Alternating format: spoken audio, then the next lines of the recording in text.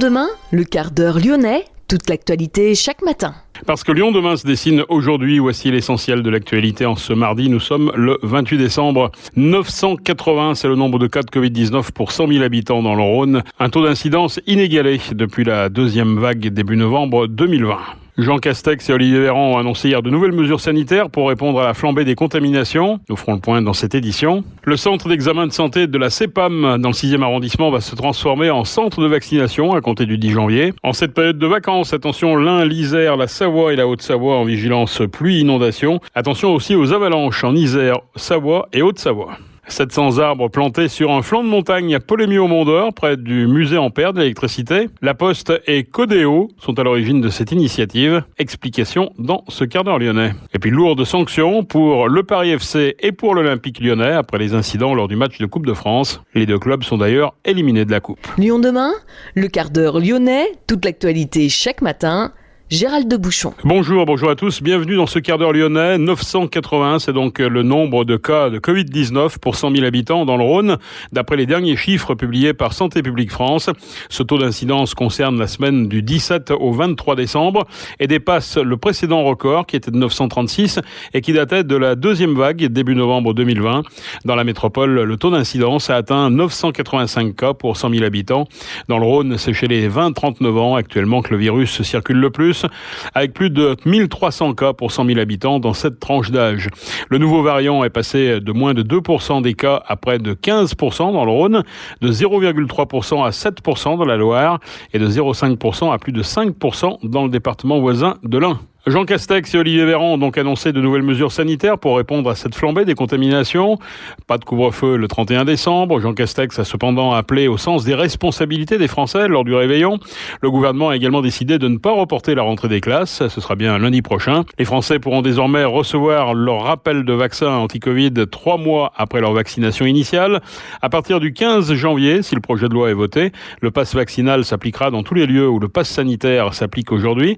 Ainsi, la présentation d'un test négatif ne suffira plus. Le Premier ministre Jean Castex a en outre annoncé le retour des jauges lors des grands rassemblements. Elles seront fixées à 2000 personnes maximum en intérieur et 5000 en extérieur. Ces mesures s'appliqueront pour une durée de 3 semaines, y compris dans les enceintes sportives. La consommation dans les bars et cafés ne pourra plus s'effectuer debout, mais seulement de manière assise, et ce pour 3 semaines.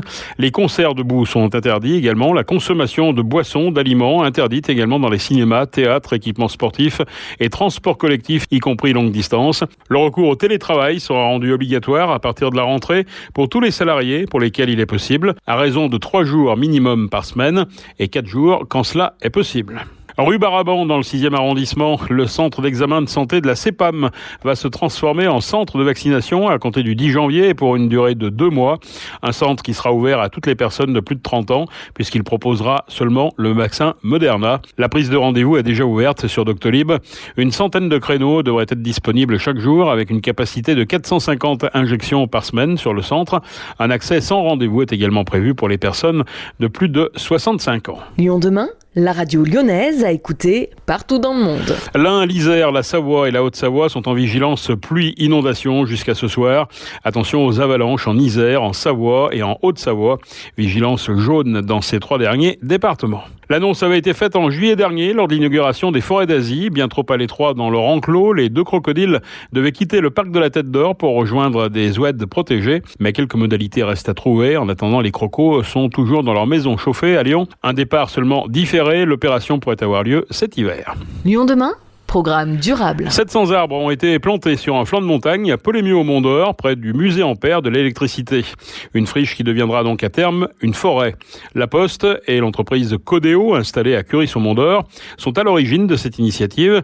Les 2 partenaires se connaissent bien. Codéo est un sous-traitant du groupe Postal qui répare et reconditionne ses appareils numériques, notamment les téléphones portables. C'est pour combler les 25 tonnes de dioxyde de carbone émises dans le cadre de ce partenariat que les 2 sociétés ont décidé de cette plantation. transition. François Amiot est cofondateur de Codéo. On a réparé 29 000 smartphones en 3 ans. On a réemployé quasiment 50 000 smartphones. Mais malgré tout, il y avait des usages, déplacements de nos techniciens qu'on ne pouvait pas compenser. Donc pour ça, on a décidé de créer cette forêt pour être carbone free ou d'avoir une neutralité complète de tous nos actes. Aujourd'hui, c'est hyper facile d'acheter en ligne des certifications pour des forêts qui sont plantées de l'autre côté de la planète. Mais on voulait que c'est du sens. On voulait que ce soit... Et la problématique auquel on était confrontés, c'est qu'en France, il y a très peu de certifications qui permettent de prouver que vous l'avez fait. Et donc pour que c'est du sens, on voulait le faire idéalement localement. Et on a eu la chance d'être présenté par le biais de la Poste au CNPF, qui est quasiment la seule entité qui s'est certifiée ce type d'action en France. Le CNPF, c'est le Centre national de la propriété forestière, l'établissement public en charge du développement de la gestion durable des forêts privées. Dans le cas présent, le plus compliqué était de trouver un terrain dans la métropole. Un propriétaire à Paul-les-Mieux s'est montré intéressé par la démarche.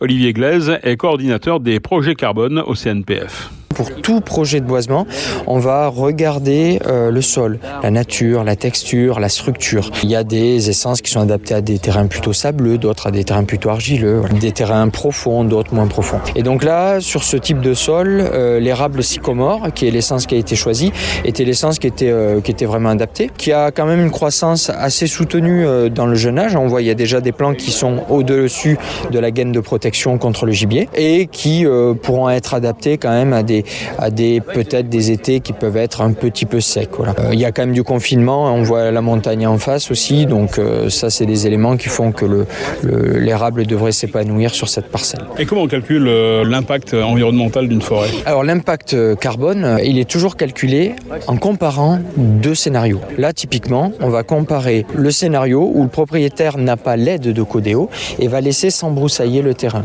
Voilà, donc on va modéliser un embroussaillement lent, naturel de la parcelle. Et après, il y a le projet, je dirais, carbone, c'est-à-dire grâce à l'aide de Codéo, il y a un boisement. Et donc là, on va utiliser ce qu'on appelle, nous en forêt, des tables de production qui nous indiquent une estimation du volume, donc du carbone, qu'on peut avoir au fur et à mesure du temps. Chaque 5 ans, qu'est-ce qui pourrait pousser en termes de volume. Et donc, la soustraction des deux, finalement, la comparaison entre les 2 scénarios, si j'ai pas l'aide d'un financeur, ça s'embroussaille, si j'ai l'aide d'un financeur, je boise, ça nous donne le gain en carbone. Et c'est ça, notamment dans le cadre du label bas carbone, qui peut être valorisé. Là, le gain à l'hectare, si faudrait que je regarde le calcul qui avait été fait à l'époque, parce qu'il y a moins d'1 hectare, mais le gain ramené à l'hectare sur des boisements feuillus, on va être entre, on va dire, 150 et 200 à peu près tonnes de CO2 par hectare. Voilà. Là, l'érable est quand même une essence qui a une croissance plus élevée que le chêne. Donc voilà, on sera probablement un peu plus proche des 180-200 tonnes de CO2 à l'hectare. Le dernier rapport du GIEC prédit une accélération des effets dévastateurs du réchauffement climatique. De nombreux acteurs veulent peser dans la balance qui fera basculer l'économie dans la neutralité carbone. La Poste fait partie de ces entreprises. Au sein du groupe, on préfère d'ailleurs parler d'engagement plutôt que de politique RSE. Muriel Barnéou, directrice de l'engagement sociétal au sein du groupe La Poste. Engagement pour nous, c'est quelque chose qui va au-delà de la conformité. C'est quelque chose qui embarque très largement l'entreprise et plus loin que ça, ses clients et ses partenaires. Et notre volonté, c'est d'impacter, mais vraiment d'impacter le monde et notre écosystème. C'est pour ça qu'on parle d'engagement. On a choisi quelques causes, seulement quelques causes, justement parce qu'on veut toucher ce niveau d'intensité. C'est pas une lubie, on l'a déjà fait dans notre histoire, d'être impactant au point de transformer un écosystème, dans la voiture électrique par exemple, mais même avant ça, dans le chèque. Il faut savoir que c'est nous qui avons eu cette idée géniale de diffuser le produit hype du moment, il y a 103 ans, pour tous les gens. Et donc nous pensons que nous sommes au rendez-vous de ça, à la fois de notre histoire et de ce qui est devant nous et les défis qui sont devant nous collectivement. C'est pour ça qu'on parle d'engagement. Alors c'est quoi comme engagement par exemple ? Quelques exemples concrets ? Il y en a 4 en fait. C'est la résolution de 4 ou la contribution à la résolution de 4 grands problèmes. Transition numérique, transition démographique, transition territoriale et bien sûr transition écologique. Donc typiquement, par exemple, dans les transitions écologiques, nous sommes un très gros acteur de la neutralité carbone, très gros acteur de la réduction de l'impact carbone du transport de marchandises. Ça, vous savez, c'est un peu un angle mort aujourd'hui. On aime bien parce que c'est marketing, c'est sexy de parler de la voiture électrique pour le déplacement des gens. Mais le gros sujet qui est devant nous, et notamment dans nos villes, c'est le transport de marchandises. Parce que nos modes de consommation aujourd'hui génèrent des croissances à double digit, comme on dirait, sur ces univers. C'est du e-commerce, c'est du transport même plus lourd. Et nous sommes les leaders aujourd'hui de cette logistique urbaine raisonnée qui, je le rappelle, tue prématurément 40 000 personnes en France du fait des problèmes de pollution, près de 500 000 en Europe. C'est un vrai sujet de politique publique que d'être capable de mettre à la route du transport de marchandises propre et respectueux, non seulement de la planète, mais des gens. Et nous sommes leaders de ça. C'est typiquement, un truc de game changer. En quoi vous êtes exemplaire sur ce point de vue-là ? D'abord, on a été les premiers à décider qu'on serait un jour carbone neutre. On l'est depuis 2019. On s'est mis en route en 2010. Nous sommes un acteur qui, quand vous faites de la neutralité carbone, vous devez mesurer. Nous sommes un acteur qui mesurons y compris les émissions de nos sous-traitants. Ça, c'est quelque chose de ce qu'on appelle le scope 3, qui est quelque chose d'assez rare. Nous avons des niveaux de réduction qui dépassent les 20% d'émissions depuis 2013 et nous compensons volontairement. On est un des plus gros acteurs de la compensation volontaire des émissions résiduelles. Aujourd'hui, il faut que vous sachiez que c'est pratiquement plus de 45 millions d'euros qui ont été investis dans des projets comme ceux qu'on peut voir aujourd'hui dans la région Aura. Ces 45 millions ont permis de sauvegarder 350 000 hectares de forêt, de travailler à la sauvegarde de plus de 50 espèces en voie de disparition. Des millions de personnes accèdent à une énergie électrique renouvelable grâce à ces solutions-là. Donc c'est ça très concrètement qui fait à la fois notre vision, notre position de pionnier et notre capacité à parler d'engagement. D'où ce projet ici, donc à Paul-les-Mieux ? Exactement. Alors ce projet, on a été là aussi pionnier puisque lorsqu'on cherche des projets de compensation, ce que vous trouvez sur le marché beaucoup sont des projets de compensation très loin. Ils sont très bien au Kenya, partout dans le monde, dans la mangrove, etc. Mais nous voulions, parce que entreprise humaine, entreprise des territoires, ce qui nous fonde, nous, c'est notre ancrage territorial, c'est ça qui a fait notre raison d'être, dans notre raison de grandir. Et on cherchait à faire en sorte que des projets soient labellisés sur le territoire français. Ça coche bien sûr la case de la neutralité carbone de l'Europe à horizon 2050, celle de la France puisqu'on s'est embarqué dans le même mouvement. Et donc il nous fallait des projets labellisés parce que ça, c'est pas des choses qui s'inventent comme ça sur le territoire français. Et donc on a été moteur, pionnier, là aussi, encore une fois, vous allez dire, bah oui, c'est vrai, du label bas carbone et donc de projets locaux sur le territoire avec l'aide de l'ONF et avec l'aide de la Caisse des dépôts. Muriel Barnéou, directrice de l'engagement sociétal au sein du groupe La Poste qui a adopté en 2021 le statut d'entreprise à mission, affirmant ainsi sa mission d'intérêt général.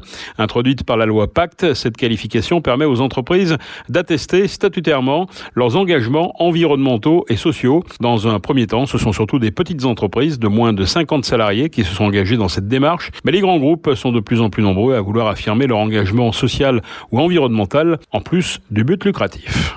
La famille Bahadourian est en deuil. Arthur Bahadourian est décédé à 83 ans. C'était le frère aîné, celui à qui Djibril avait confié les responsabilités de l'entreprise. Ses obsèques ont eu lieu vendredi dernier en l'église arménienne Saint-Jacques à Lyon. Arthur vivait à Genève où résident également ses deux fils Léo et Patrick, actionnaires de l'enseigne Grand Frais.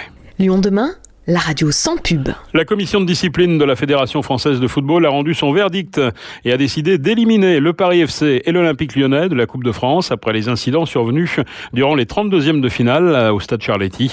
La commission de discipline retient la responsabilité disciplinaire des deux clubs. Le Paris FC écope par ailleurs d'une suspension de 5 matchs fermes de son terrain, le Stade Charléty, et d'une amende de 10 000 euros. Les sanctions visant l'Olympique lyonnais sont encore plus lourdes avec la fermeture de l'espace visiteur à l'extérieur jusqu'à la fin de la saison 2021-2022, match de Ligue 1 inclus. Également la mise hors compétition de la Coupe de France, assortie du sursis à compter de l'édition 2022-2023. Une amende de 52 000 euros et le remboursement des frais liés à la réparation des sièges dégradés par les supporters à Charléty.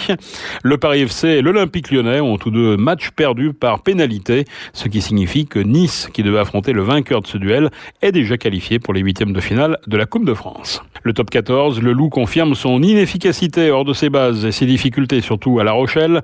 Le Loup, presque inoffensif, a été copieusement dominé en mêlée, en possession et en occupation du terrain par des Rochelais victorieux au final 25-3. Et puis en basket, l'Asvel décimé par le Covid s'incline également contre Limoges. Défaite des Villeurbanais 83-85. C'est la fin de ce quart d'heure lyonnais. Merci de l'avoir suivi. On se retrouve demain, même heure, mêmes antennes. En attendant, restez prudents, mais passez une excellente journée.